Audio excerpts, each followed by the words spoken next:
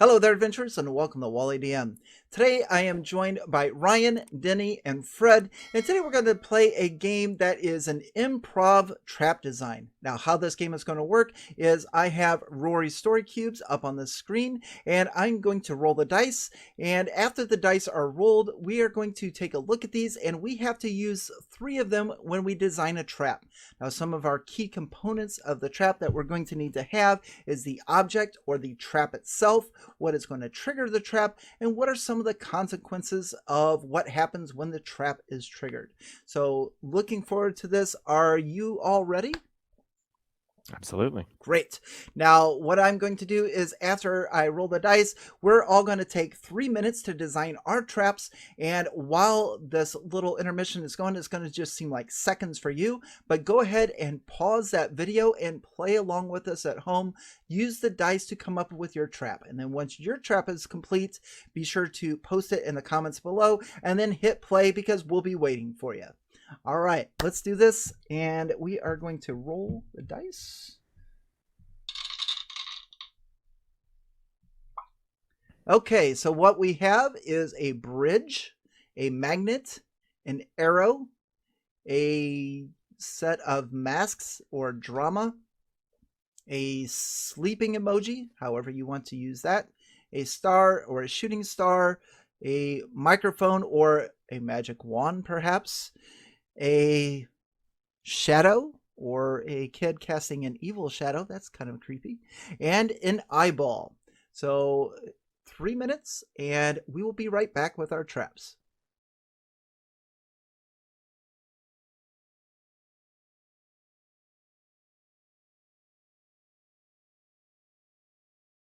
So welcome back, everyone. Hopefully you got your traps ready. Be sure to leave them in the comment section below. I would love to check them out. For the rest of us, our 3 minutes is expired, and we now have our improv traps that we can use in our game, or perhaps you like the idea so much you can use it in your game. But let's find out. I'll go ahead and start us off. Now, my trap is called the Trap of the Magnetic Shadow Beast, and I use the bridge icon because that's going to be my trap. When the characters are about halfway through, there's going to be some runes or some arcane trigger mechanisms that are magical in nature that are going to be in the shape of stars. Now, when this trap is triggered, the entire bridge is going to just have an incredible magnetic pull. So right away, any characters that are wearing armor are going to be sucked down and restrained by the trap. Now, you can allow a saving throw if you want to be nice about it, but this magnetic pull is going to be so much that they're not going to be able to move very far with this heavy armor on. It's just going to right to the ground. But now if some of the characters try to go under the bridge, then I'm going to have that same magnetic force pulling up from underneath. They're like, yeah, Wally, you've got us on bridges before, we're not going to cross it. And they go under it, or if they try to go around it, then they're going to either attach to the sides or they're going to be pulled up from underneath and be on the bottom of the bridge. So I'm going to be mean in that fashion. Now, while that's going on, so anything metallic is going to be attached to the bridge, and after that happens, that's going to leave those that aren't wearing metal armor stuff, so your leather armor or your wizards or things. That's when the shadow beast is going to arrive, and that's where I'm using the little figure with the shadow behind it.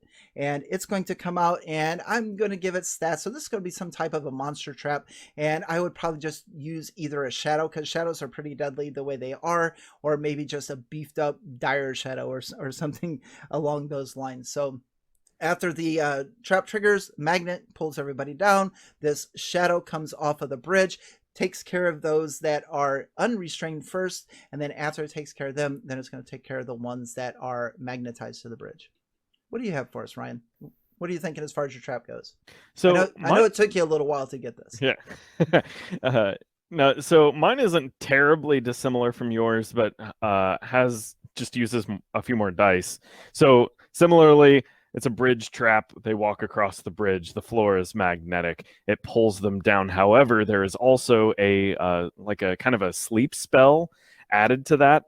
And ironically, as they are falling asleep, a eye on the far wall of the trap looks at them with bright light and casts the shadow behind them.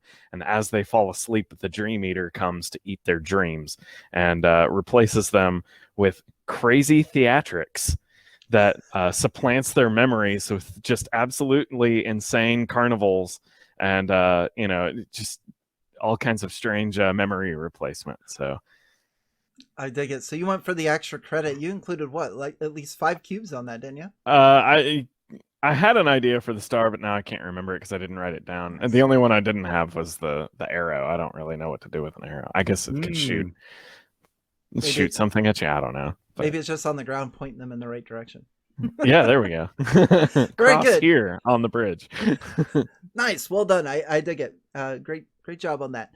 How about you, Denny? What'd you come up with? All right. So coming from Ryan's use of every cube, I'm back down to the minimum requirement of 3. And what I've got going for me is I was kind of thinking of my trap as also kind of a puzzle sort of thing. So you've got a door in one room and it's made out of ice. And in order to thaw the door, you need to melt the door with light. And so the players walk down a hall and it's filled with all these objects. And this is kind of where the arrow came in for me. It's a hallway. It's a straight line of obstacles.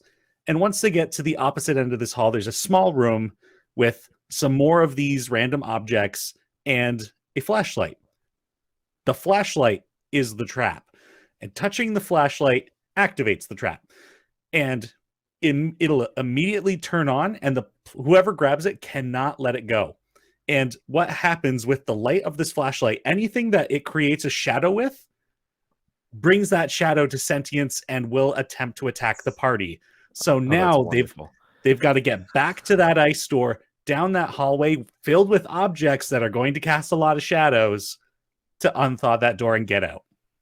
That's amazing. That is amazing. I love that. Oh my goodness. Oh yes. Well done, Denny. Well done.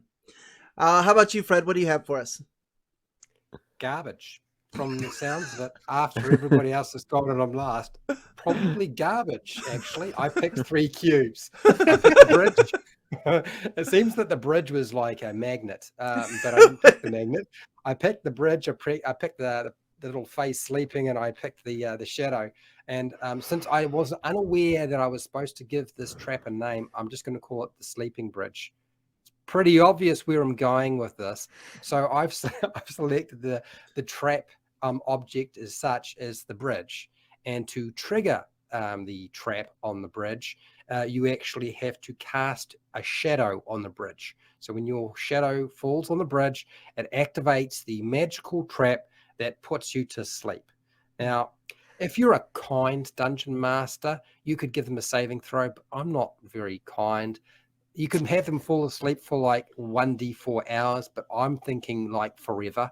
And if you're really, really, really bad, if you guys have already started to figure out that this is probably not a trap for you, you falling asleep and you're on a bridge, what happens to people who fall asleep on a bridge?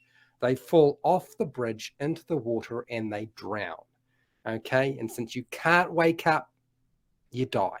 So that's my trap.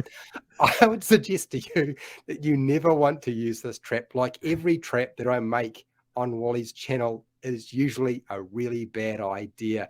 Okay, there's my shite trap. There you go. I liked it. This does remind me of a character death I had.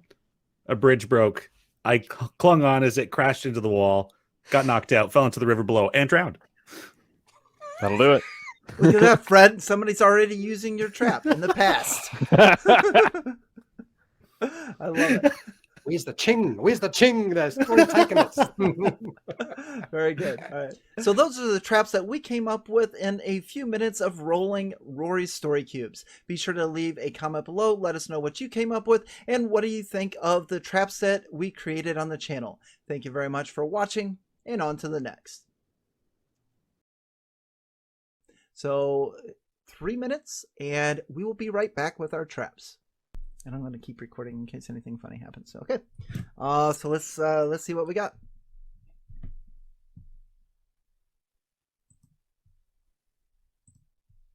I'm ready whenever you are. Did you say you're ready whenever I am? Yeah. Holy smokes. That was like 12 minutes. What took you so long? I'm gonna get you. We've been waiting forever.